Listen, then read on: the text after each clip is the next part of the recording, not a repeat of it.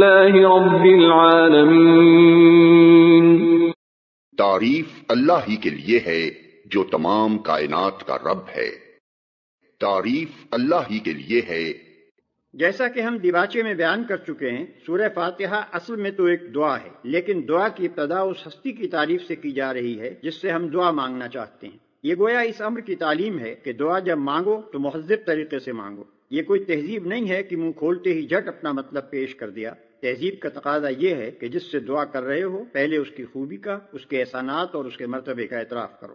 تعریف ہم جس کی بھی کرتے ہیں دو وجوہ سے کیا کرتے ہیں۔ ایک یہ کہ وہ بجائے خود حسن و خوبی اور کمال رکھتا ہو، قطع نظر اس سے کہ ہم پر اس کے ان فضائل کا کیا اثر ہے۔ دوسرے یہ کہ وہ ہمارا محسن ہو اور ہم اعتراف نعمت کے جذبے سے سرشار ہو کر اس کی خوبیاں بیان کریں۔ اللہ تعالیٰ کی تعریف ان دونوں حیثیتوں سے ہے۔ یہ ہماری قدر شناسی کا تقاضا بھی ہے اور احسان شناسی کا بھی کہ ہم اس کی تعریف میں رد اللسان ہوں۔ اور بات صرف اتنی ہی نہیں ہے کہ تعریف اللہ کے لیے ہے، بلکہ صحیح یہ ہے کہ تعریف اللہ ہی کے لیے ہے۔ یہ بات کہہ کر ایک بڑی حقیقت پر سے پردہ اٹھایا گیا ہے، اور وہ حقیقت ایسی ہے جس کی پہلی ہی ضرب سے مخلوق پرستی کی جڑ کٹ جاتی ہے۔ دنیا میں جہاں جس چیز اور جس شکل میں بھی کوئی حسن، کوئی خوبی، کوئی کمال ہے، اس کا سرچشمہ اللہ ہی کی ذات ہے۔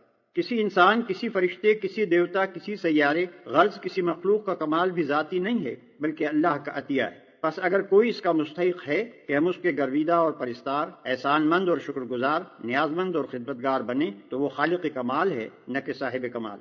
رب کا لفظ عربی زبان میں تین معنوں میں بولا جاتا ہے۔ ایک مالک اور آقا، دو مربی پرورش کرنے والا، خبرگیری اور نگہبانی کرنے والا، تین فرمانروا، حاکم، مدبر اور منتظم۔ اللہ تعالیٰ ان سب معنوں میں کائنات کا رب۔ Like, share and subscribe for more videos.